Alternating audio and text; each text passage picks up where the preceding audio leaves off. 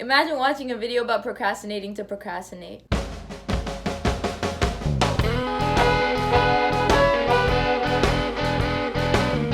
Hi, hello, and welcome back to a little bit of everything with lava. It's February, a new quadmester or semester is starting in high school, and so I thought it was an appropriate time to make a video about what I learned in my last year of doing online school. My entire life, I've had people think that all I do with my time is study and do my assignments and that I don't have a life outside of school. But in reality, I procrastinate a lot, do little to no studying for tests, finish my assignments late or hand them right before the due date. And now that it's online school, I have no motivation whatsoever to fix that. But I still get pretty good grades, and I'm gonna tell you how. Here are my tips on how you can succeed in high school by doing the least amount of work and how you can force yourself to do work when you have no other choice. All of these things worked for me, but if you try these and fail your course, then that's not my fault. Today I'm gonna show you how to work smart. So, number 1, figure yourself out. Take a moment of one day to just ask yourself what works for you. And then make a list of all the things that help you get work done. And then every time you're having trouble getting work done,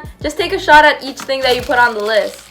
One of them's bound to work. For example, some things that I've learned about myself are that the amount of homework that I do has nothing to do with how well I do in a course. I also cannot read books in time for my life unless it's a book that I'm reading for myself. I also know that even though many study tip videos say that music without words helps you study, it doesn't work for me because I just end up watching the video that goes along with the music and I don't actually end up doing my work, even if it's one of those study girl cartoon videos. I'm not telling you to run away from your problems, but if you have a limited amount of time, knowing yourself will definitely help you get the most amount of work done efficiently. Number 2, do PP. Huh?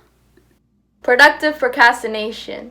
Oh. Productive procrastination, to my understanding, is when you do a bunch of little tasks that have nothing at all to do with the thing that you're avoiding doing, just so you can feel like you did something throughout the day and you can feel like a productive person. But I don't necessarily think that's a bad thing if you put a time limit on it. I feel like it's so much better than just procrastinating mindlessly. Some things I like to do to put myself in the mood to study are cleaning my room, going for walks, drinking something, showering, making to-do lists, or you can also do the thing that I was just talking about, the whole figuring yourself out thing. It's something that you need to do for yourself. It won't take too much time, and it'll also set you on the right path to getting your work done. What you should avoid doing is scrolling through Instagram, going on YouTube, starting a new Netflix show, watching one more episode. Basically something that doesn't have a time limit to it that you can keep doing forever and ever, you should definitely avoid doing because you know for a fact that you have no self-control and that you're not going to stop doing what you're doing. I used to think that watching motivational videos on YouTube and all these study tips and tricks would help me get motivated to go do my work, but instead I would just sit on YouTube for hours watching those videos and end up getting nothing done. But doing the things that I listed before will make you feel like you already accomplished something, so you might want to actually get more work done. Number 3, find a workspace that actually works for you. So, I know you don't want to hear it, but this means get out of bed. You need to stop lying to yourself that you are productive in bed. In my case, I know for a fact that I get more work done at my desk, but the biggest struggle is to get myself to sit there in the first place. To make my desk more appealing, I decorated it, and obviously make sure your desk is still functional after you decorate it. You need to also have good lighting. My room usually has sunlight, and then I have a desk lamp so that my desk is more lit than the rest of my surroundings. The other thing is when I sit on my bed, what I tend to do is stare at the other things that I can see, and I can get distracted really easily. So the good thing about my desk is that it's facing the wall, so I don't know anything about the things that are going on around me. I also try not to go on my phone at my desk because then I'm never gonna stop and I will not get any work done. Number 4, make a really specific to-do list. Sometimes I only procrastinate because I feel like I have too much to do and I feel overwhelmed. But when I write everything down and break each big task into a bunch of little ones, I realize that most of the tasks only take about 2 minutes and that I could get them done right now. Writing things down helps you see what you can get done immediately and then what needs more time so that you can schedule your day around all of the work that you have. Sometimes I make really ugly to-do lists or I type it up, or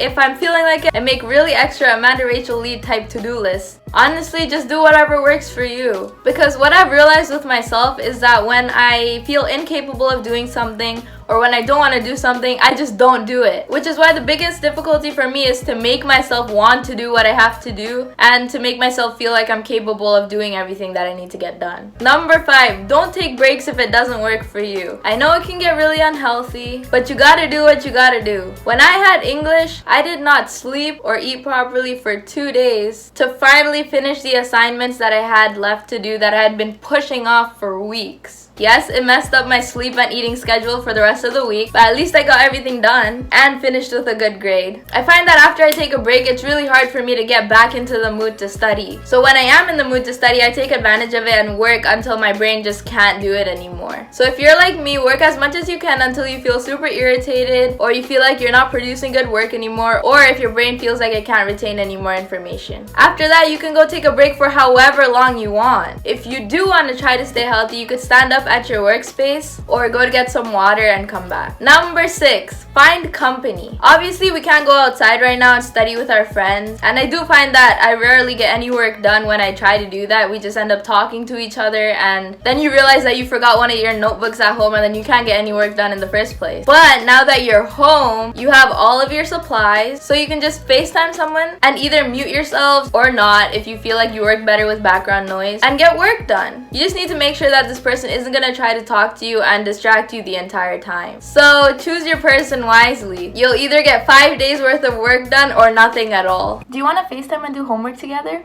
No.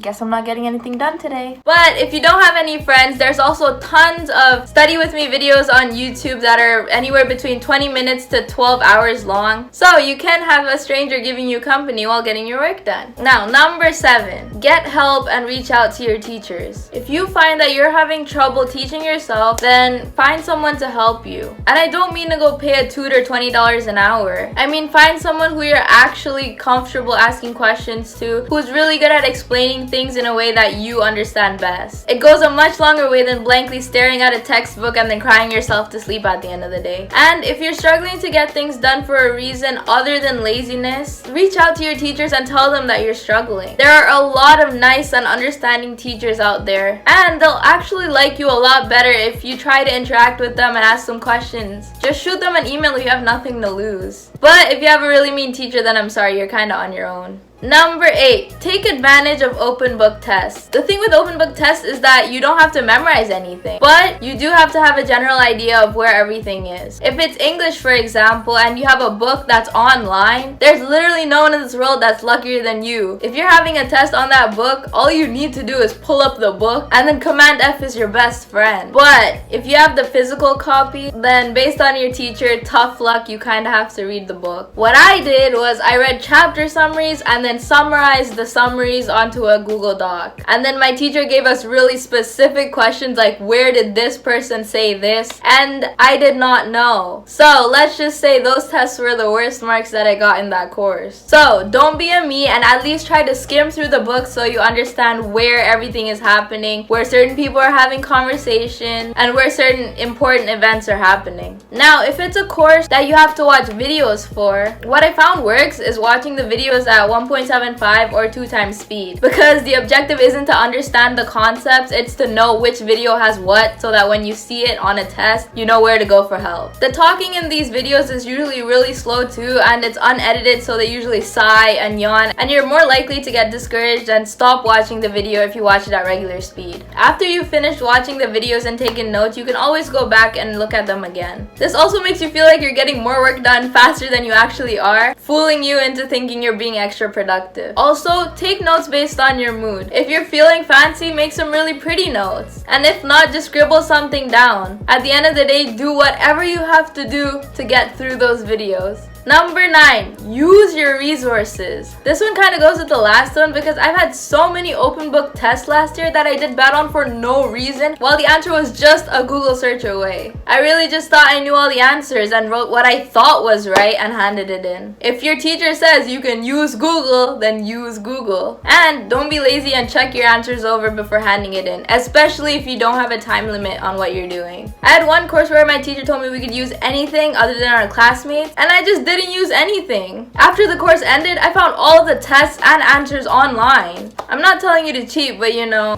This is called how to work smart. Number 10. Try not to put your work off until last minute. I'm playing. I know you wouldn't be here if it was that easy. My actual last tip is to reward yourself. Give yourself something to look forward to every week. We're kind of in a time where everything feels pointless and it feels like you're doing everything for no reason. So give yourself a reason to do things. Honestly, man, the best thing you can do, even though I'm not sure how you do it, would be to find ways to completely get rid of your procrastinating habits and become good at studying and getting your things done on time. Because we're only in high school and it's gonna get harder no matter where you decide to go next, whether it's university, college, wherever. Some of these tips are just to help you in desperate times where you've already procrastinated way too much and you're 5 days behind the deadline, or if it's the night before a test. And that brings me to the end of my video. If you stayed till this point, comment down below if you like online school better or if you preferred it better when it was in person. Make sure you like and subscribe, and I'll see you next week in another episode of A Little Bit of Everything with Lava. Bye!